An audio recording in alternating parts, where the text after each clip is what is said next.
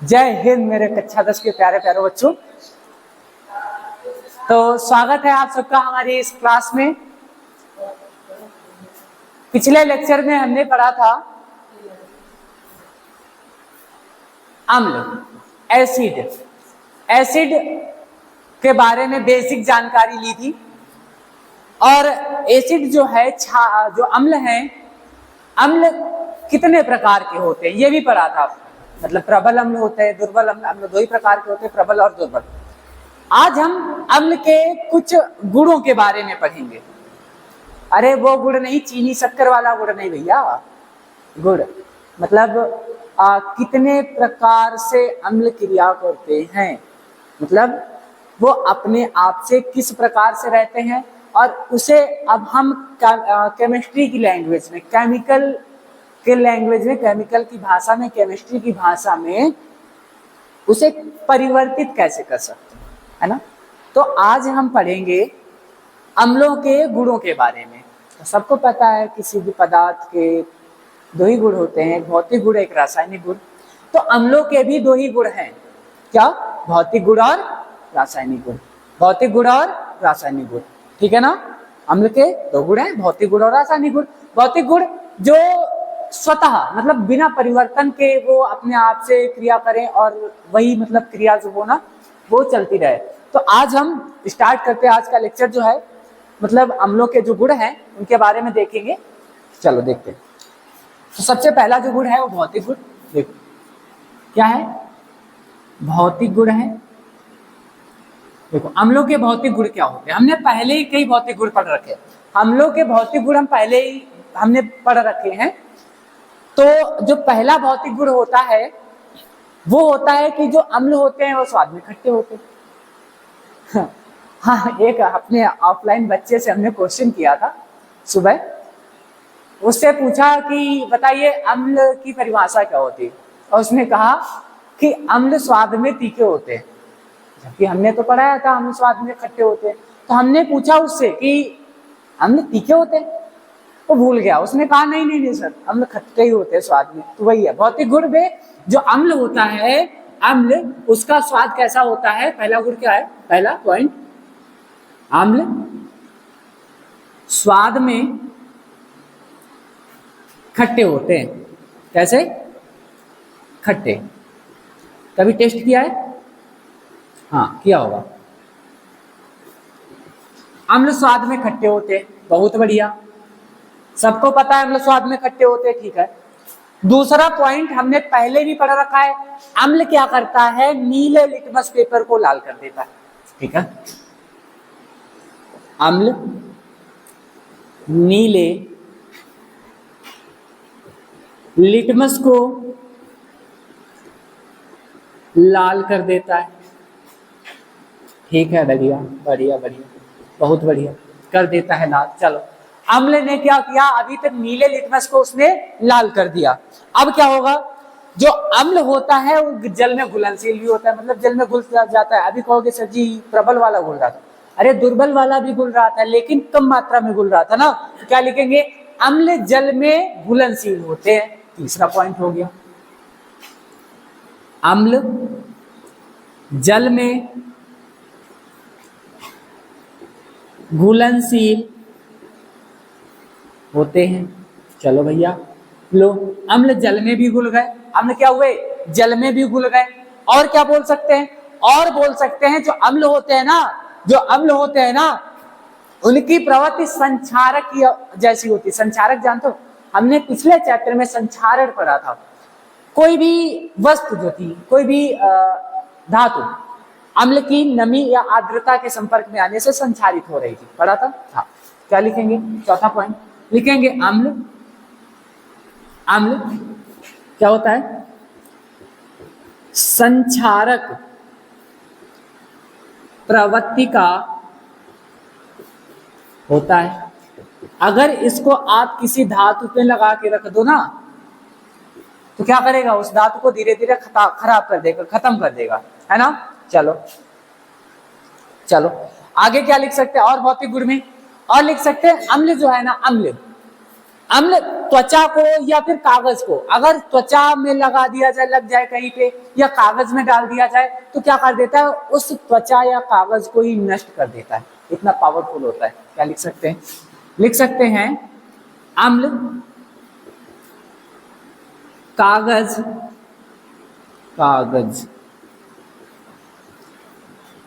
और त्वचा के संपर्क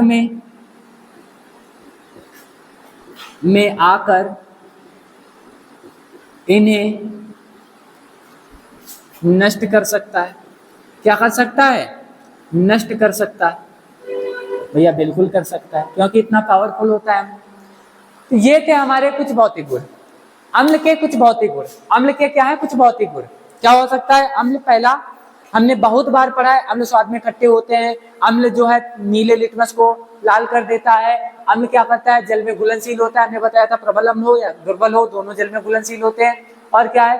अम्ल जो है संक्षारक का कार्य करता है, मतलब किसी भी धातु को उसके संपर्क में आ जाए ना, अम्ल के संपर्क में, तो धीरे धीरे संक्षारित होने लगती है। और क्या है? हमने बताया जो अम्ल है ना, वो त्वचा या फिर कागज जैसे पदार्थों को क्या कर सकती है, अगर उन चीजों में लगा दिया जाए, डाल दिया जाए, तो क्या होगा? उनको नष्ट भी कर सकती है ना? बात क्लियर है? बात क्लियर है ना? ठीक है, नोट कर लो भौतिक गुण को। भौतिक गुण अम्लों को हमने पढ़ा था, अम्लों की डिफिनेशन पढ़ी थी ना कल। और फिर उसके आगे आप नोट करोगे अम्लों के भौतिक गुण। नोट करो रासायनिक गुण क्या है, मोस्ट इंपॉर्टेंट, अभी रासायनिक गुण आने वाले हैं ना। नोट करो और फिर उसके बाद में आपको बताते हैं। केवल 1.5 सेकंड का टाइम है आपके पास, नोट करो।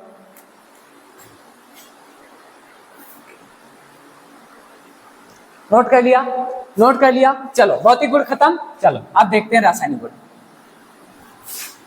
रासायनिक गुण देखो, भौतिक गुण खत्म, रासायनिक गुण चालू। चलो अब अम्लों के रासायनिक गुण क्या होंगे? देखो अम्लों के रासायनिक गुण, अम्लों के रासायनिक गुण मतलब हम अपनी केमिस्ट्री की लैंग्वेज में जो अम्ल है ना, उनसे क्या क्या परिवर्तन कर सकते हैं उनको पढ़ेंगे, है ना। तो सबसे पहला जो परिवर्तन होगा वो होगा धातु से क्रिया। क्या होगा? धातु से क्रिया। धातु से क्रिया,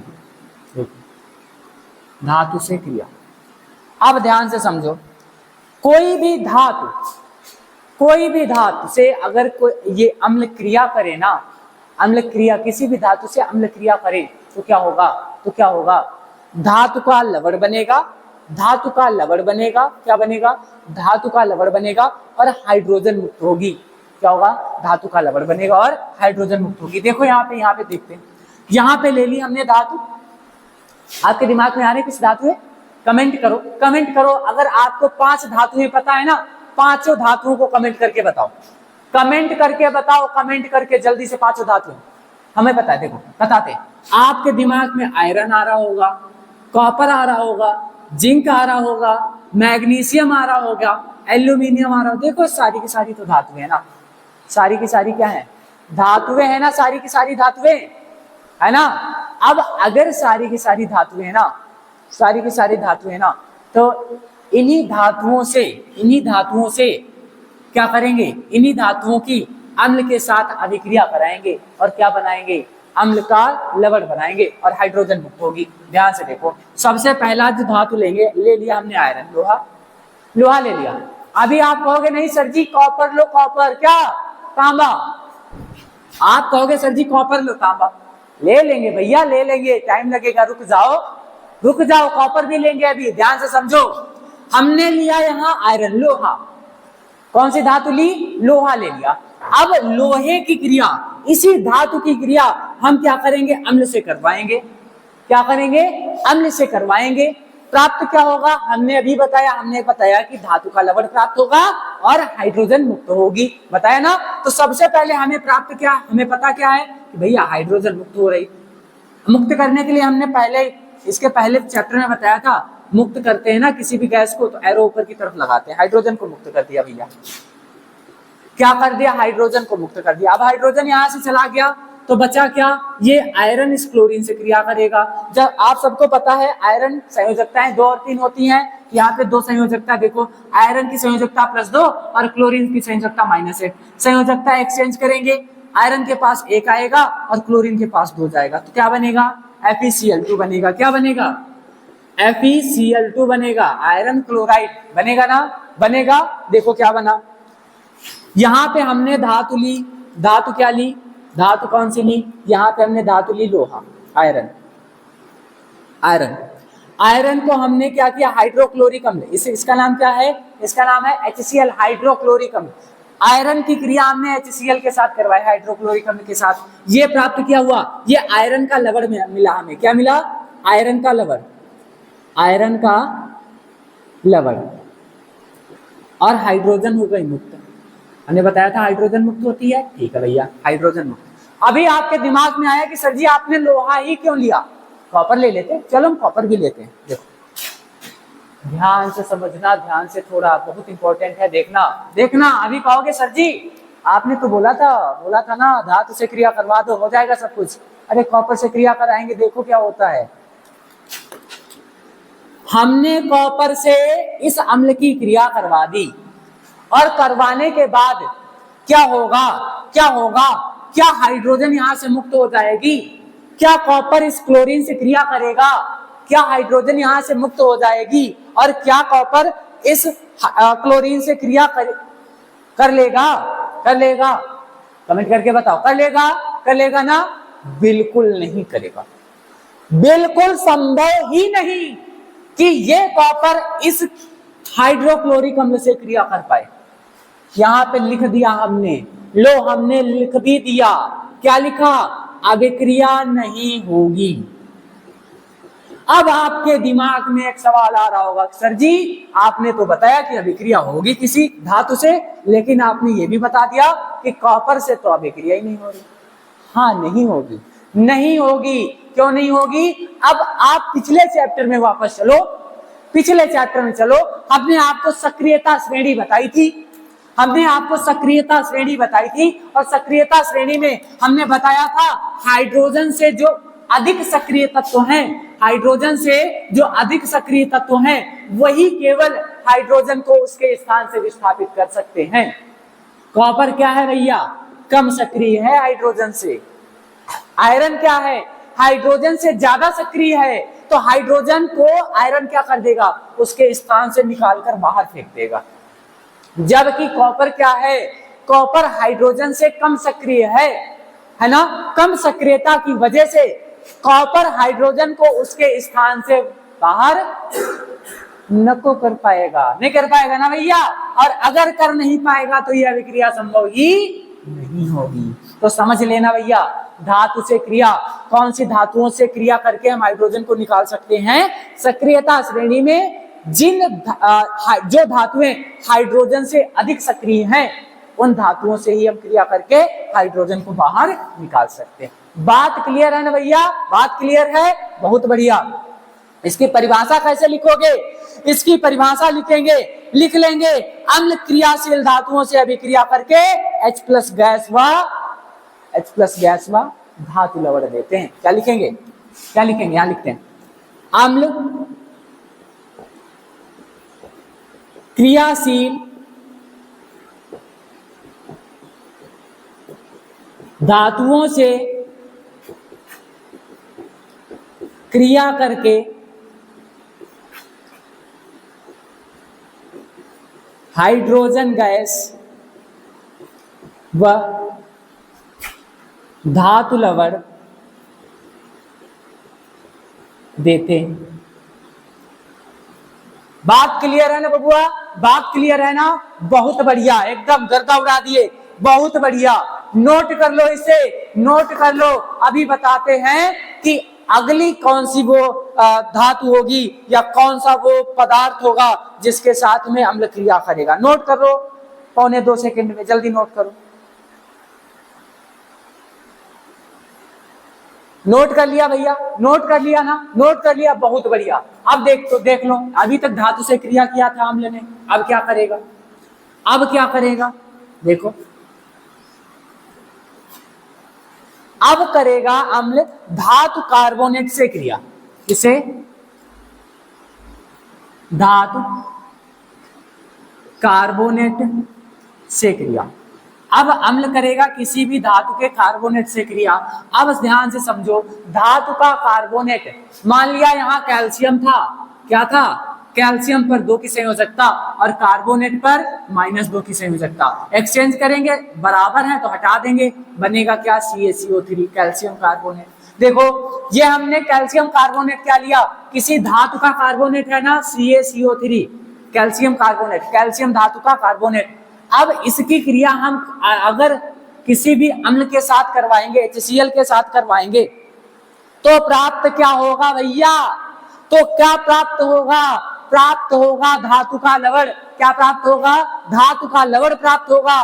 और कार्बोनेट है ना, ध्यान से समझो, ये धातु इस HCl के साथ, कैल्शियम और कार्बोनेट HCl के साथ क्रिया करेगा, तो ये क्या करेगा? कैल्शियम क्लोरीन के साथ जाएगा, कैल्शियम की संयोजकता +2, क्लोरीन की -1, एक्सचेंज करेंगे, बना लेगा CaCl2। क्या बनेगा भैया? CaCl2। जो CaCl2 है ना, वो क्या है? धातु का लवण। क्या है ये? कैल्शियम का लवण, धातु लवण। कौन है? धातु का लवण कौन है? CaCl2। बात समझ आई? ठीक है, धातु का लवण बन गया। अभी जो कार्बोनेट था, हाइड्रोजन था, हाइड्रोजन और कार्बोनेट में क्या होगा भैया? ये कहेगा, ये अम्ल है ना, H2CO3, क्या है? हाइड्रोजन कार्बोनेट, ये अम्ल है ना। और यही अम्ल क्या करेगा भैया? हम कहेगा भैया हम बहुत ज्यादा दिन के नहीं है, हमें तोड़ फोड़ दो, हम बहुत ज्यादा दिन के नहीं है, हम ज्यादा दिन के नहीं है, हमें तोड़ फोड़ दो। तो कार्बोनेट क्या होगा? इसी H2 को एक ऑक्सीजन दे देगा और खुद कार्बन ऑक्सीजन 2 हो जाएंगे। किसमें टूट जाएगा? किसमें टूटेगा? टूटेगा CO2 में और जल में। किसमें टूटेगा? किसमें टूटेगा? कार्बन डाइऑक्साइड और जल में टूट जाएगा। तो क्या बनाएगा? धातु कार्बोनेट जब किसी अम्ल से क्रिया करेगा तो धातु का लवण बनाएगा, कार्बन डाइऑक्साइड निकालेगा और हाइड्रोजन नहीं, जल निकालेगा। ठीक है ना? बैलेंस करने की बात है तो बैलेंस कर दो भैया। ये तो बैलेंस होगा पहले से। H हाइड्रोजन 1 है, यहाँ 2 है, तो 2 से मल्टीप्लाई किया, क्लोरीन भी 2, हो गई ना बैलेंस। इसमें लिखेंगे क्या? परिभाषा क्या लिखेंगे भैया? इसकी परिभाषा लिख सकते हैं ना? क्या लिखेंगे? हम बोल दे रहे हैं, अपने आप से लिख लेना। परिभाषा लिख सकते हैं, धातु कार्बोनेट अम्लों से क्रिया करके धातु का लवण, कार्बन डाइऑक्साइड और जल बनाता है। ठीक है ना? क्या लिखेंगे? किसी भी धातु का कार्बोनेट या धातु कार्बोनेट अम्लों से क्रिया करके धातु का लवण, कार्बन डाइऑक्साइड और जल बनाते हैं। लिख लोगे, नोट कर लो, आधे सेकंड में जल्दी नोट करो।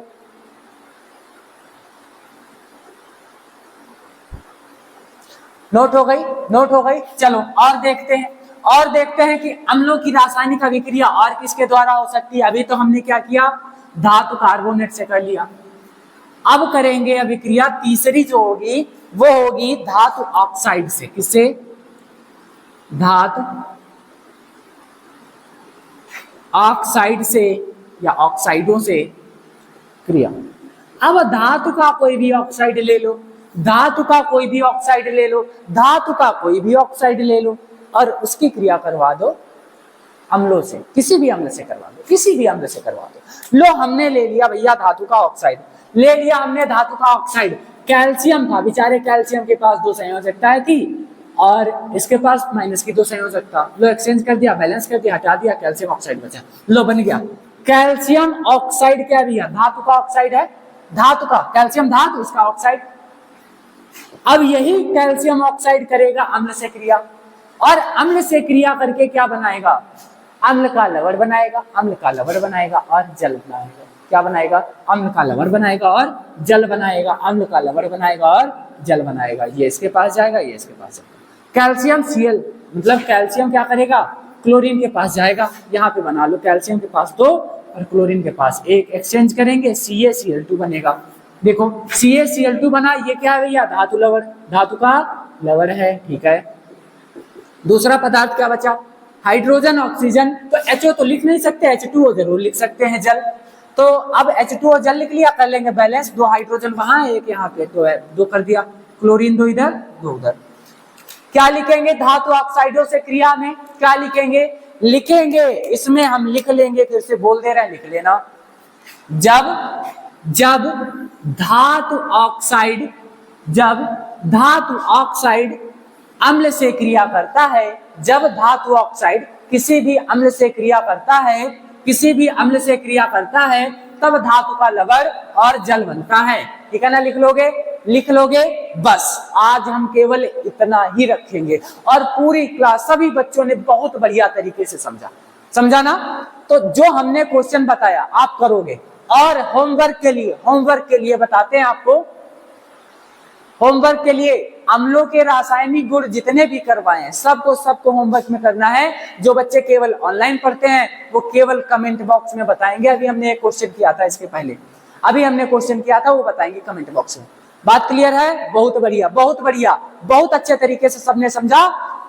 आज की क्लास में बस इतने रखेंगे और मिलते हैं अपने नए लेक्चर में। जब तक के लिए सभी स्वस्थ रहो, मस्त रहो। जय हिंद।